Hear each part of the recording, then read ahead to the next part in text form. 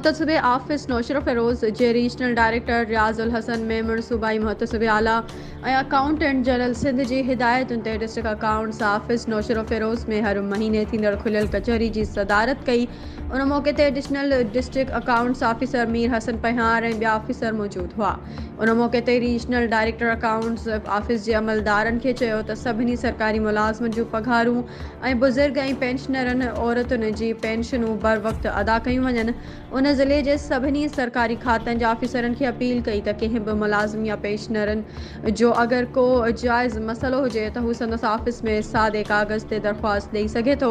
उन मौके ते डिस्ट्रिक्ट अकाउंट्स ऑफिसर ॿुधायो त रिटायर्ड मुलाज़िमनि जूं बकायाऊं अदा करण में क़ानूनी घुर्जूं पूरियूं न हुजण ऐं बजट न हुजण जे करे देरि थींदी आहे। उन खां अलावा सभिनी सरकारी मुलाज़िमनि जूं पघारूं ऐं पेंशन जी बर वक़्तु अदायगी जारी आहे। उन मौके ते ग़ुलाम नबी मल्हा, नियाज़ हुसैन, रिटायर्ड उस्ताद अब्दुल फ़ताह ऐं ॿियनि पेंशन जी बकाया ऐं कम्यूनिटेशन जी रक़म न मिलण जी शिकायत कई। उन मौके ते रीजनल डायरेक्टर ख़ज़ाने ऑफिस जे अमलदारनि खे उन्हनि जी रहियल पेंशन जी फ़ौरी अदायगी जो हुकुम ॾिनो। रिपोर्ट मंज़ूर मलिक, ब्यूरो चीफ नौशर फ़िरोज़।